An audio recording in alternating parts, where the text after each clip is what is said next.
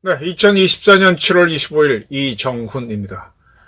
민주당이 대한민국 원전 체코 수출을 침몰시키고 있습니다. 네, 윤석열 정부가 거둔 성과는 신문에서 하루 이틀 나오다가 다 사라지고 있고, 또 민주당이 한 실수는 신문에서 하루 이틀 하다 사라집니다. 그리고 정쟁으로 덮입니다. 민주당이 주도하는 정쟁. 체코 원전 수출은 대단한 겁니다. 근데 지금 벌써 이게 뉴스에서 사라졌죠. 저는 아주 오랜만에 제가 옛날에 몸담았던 월간조선에 대한민국 원전사 그리고 한국의 핵개발사에 대한 글을 썼는데 뭐 몇 군데서 전화가 오고 잘 썼다는 얘기가 오더라고요. 대한민국이 원전 수출하고 어떻게 핵개발을 하려고 그랬고 원전을 만들어 왔는지 궁금한 사람들이 있으니까 그런 반응이 오겠죠. 그런데 체코에 원전 수출하는 게 지금 쑥 들어갔습니다. 기사로 사라졌어요. 윤석열 대통령이 왜 이렇게 중요한 거를 언론이 보도하지 못하느냐, 분통을 터뜨렸다. 뭐 그런 식으로 보도도 있었는데 그게 무색할 정도로 사라졌습니다. 그것만이 아닙니다. 지금 기사 사라지는 게 한두 가지가 아닙니다. 국힘당 대표로 한동훈 씨가 당선된 것도 지금 뉴스에서 사라지고 있습니다. 조만간 파리 올림픽이 열리죠. 파리 올림픽에 대한 뉴스도 지금은 거의 안 나오고 있습니다. 오로지 지금 민주당이 하는 거로만 덮이고 있습니다. 최혜병 특검법이 부결이 됐는데 민주당은 또 상정하겠답니다. 통과될 때까지. 그리고 뭐 김건희 특검법, 뭐 특검은 계속 밀어붙일 겁니다. 이렇게 국내 이슈를 쉽게 말하면은 지금 김혜경 씨가 벌금 300만 원을 구형받았죠. 국회의원 부인들 불러서 밥 사준 죄로. 근데 김혜경 건은 그렇게 보도가 안 돼요. 가만히 보시면요. 제가 이 정치라고 하는 거를 기자 생활 30몇 년 하면서 깨달은 게 있는데, 조직을 운영하는 거는 감찰과 홍보로 한다라는 게 저희 판단입니다.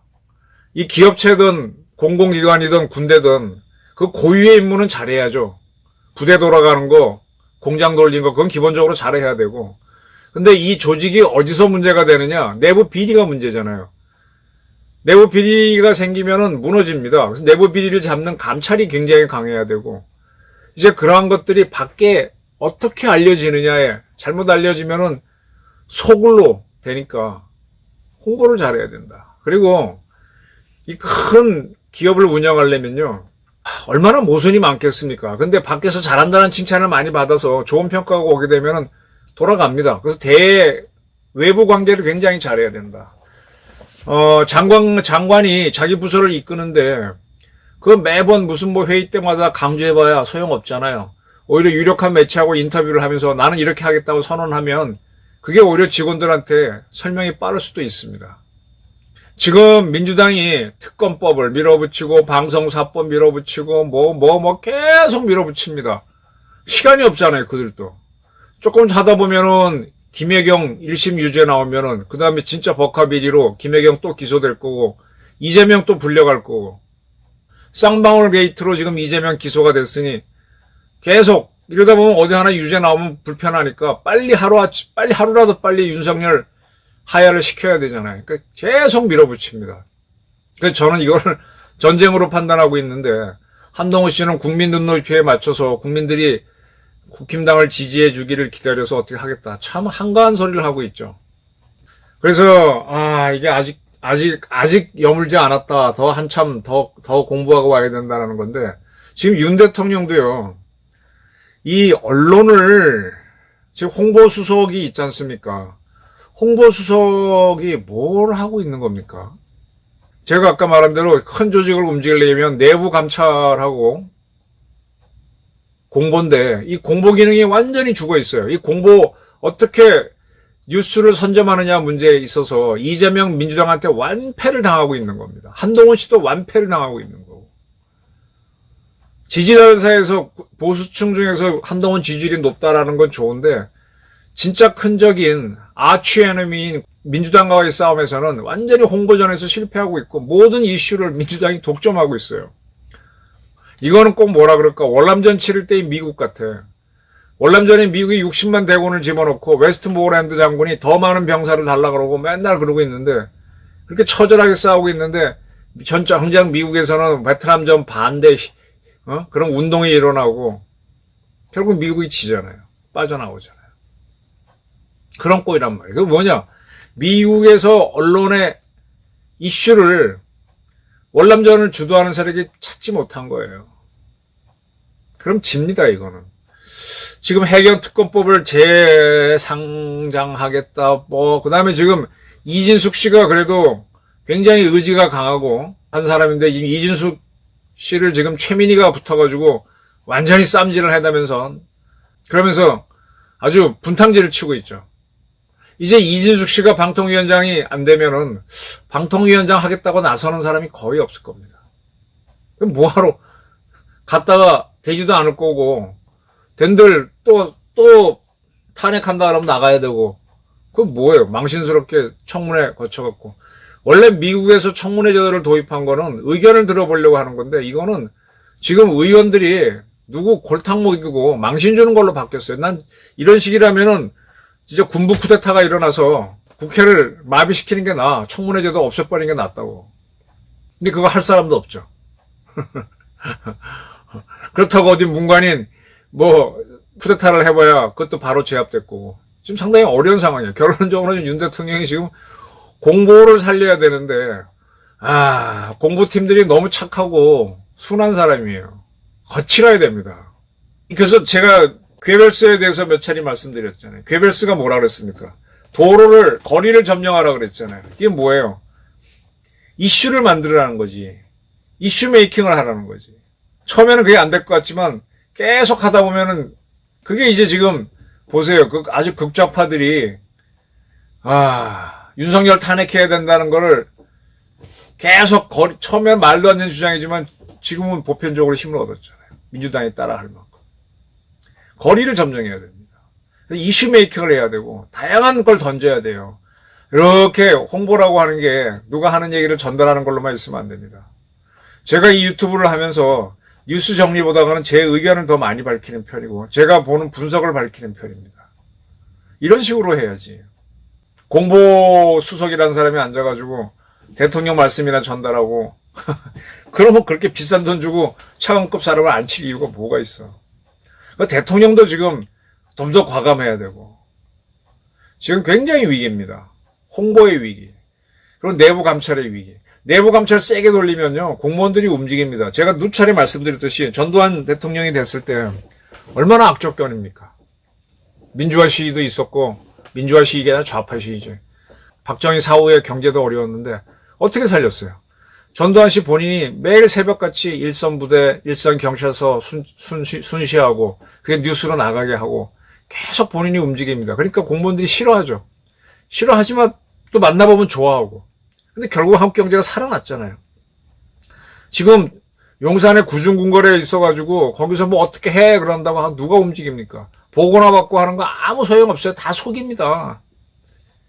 그건 제가 기자를 하면서도 우리 기자들도 사실 취재한다는 친구들도 와서 이렇게 편집장을 속이려고 자기 유리한 쪽으로 보고하고 기사도 그렇게 쓰고 계속 확인하면요 달라집니다. 윤 대통령이 전방에 나와서 저는 그 얘기를 하고 싶네. 그 링컨의 책을 보게 되면은 링컨의 부인이 문제가 많았죠. 쉽게 얘기하면 김건희 같은 여사였다고 합시다. 그러니까 자기 맘대로 돈을 많이 썼어요.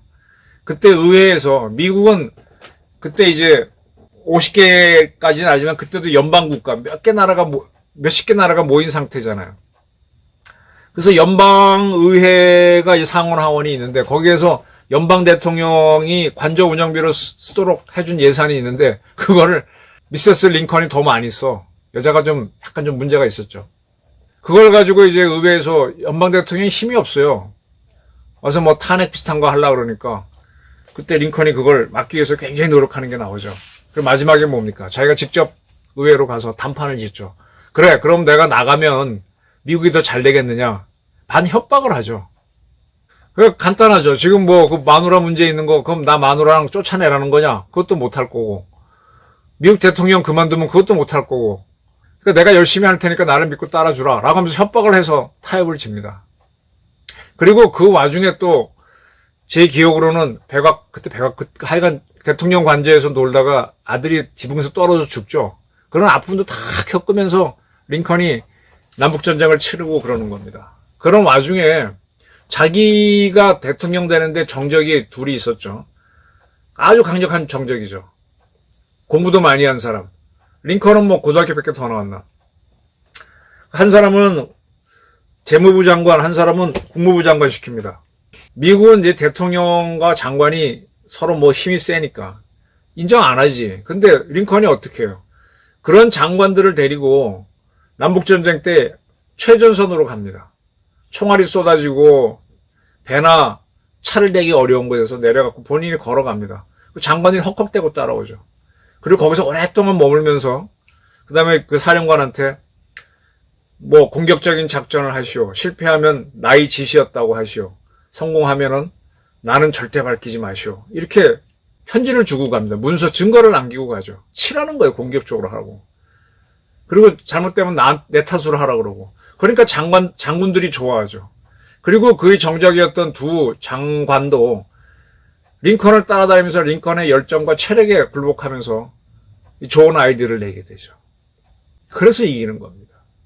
윤 대통령도 지금 저렇게 이슈 메이킹을 하는 저 자들에 대해서 체코 원전 잊혀지는 게 너무 안타깝다 이런 얘기만 하는 게 아니라 직접 나와가지고 국회 아니면 마이크 잡고 자, 뭐 지금 우리 마누라 문제 있다고 나 이혼하라는 거요? 이혼해야 되겠습니까?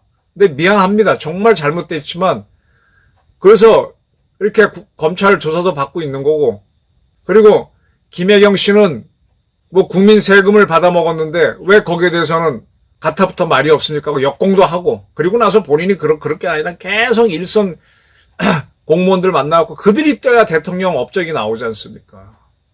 그리고 홍보 파트에 대해서는 내가 어떻게 하겠다는 걸 계속 국민들에게 설득하고 알리도록 하게 되고 그렇게 해야 이게 MBC가 무너지고 뭐가 바뀌지. 저 아까운 사람만 자꾸 투입하고 체코 원전 저거 피투성이로 얻은 건데 저걸 저렇게 흘려버리는 게 너무 안타깝지 않아요? 뺏긴다는 게 아니라 저 성과가 저렇게 흐지부지 날아가는 게. 국내를 단계로 시켜놔야만 김정은이를 잡고 푸틴을 잡고 시진핑을 잡아요. 다시 한번 대통령이 좀 더 부진해져야 된다. 전면에 나서야 된다. 그리고 언론과 감찰로 움직여야 된다. 감찰이 결국 사법입니다. 사법. 그 대통령은 대국민 홍보를 통해서 정치하는 겁니다. 이거를 다시 한번 검토해 주시기를 앙망하는 바입니다. 감사합니다.